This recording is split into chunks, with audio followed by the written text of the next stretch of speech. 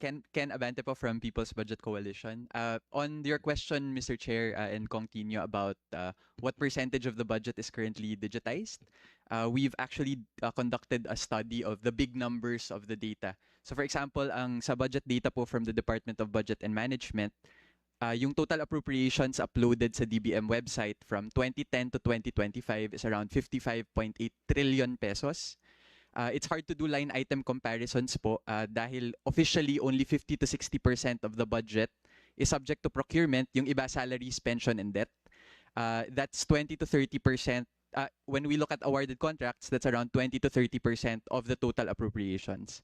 Sa PhilJEPS naman po, the procurement data, what we currently have is around 5 million awarded contracts costing around 15.4 trillion pesos. This is from year 2000 to 2025 quarter 3. And very, very cooperative po, no? Magagaling yung mga PhilJEPS and DBM PS team who are uploading these datasets. Sa DPWH naman po, around 250,000 projects, around 6 trillion pesos is published online at the line item level.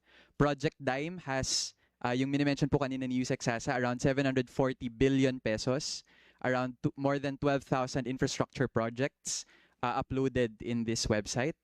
And yun po yung mga from 2016 to 2025. So ito po yung current state ng digital transparency po at the line item level. With Kadena Act po, hopefully, we'll be able to come up with line item level transparency of the whole 55.8 trillion peso appropriations from 2010 to 2025, and then even going back. So yun po yung current big numbers natin, Mr. Chair. Thank you.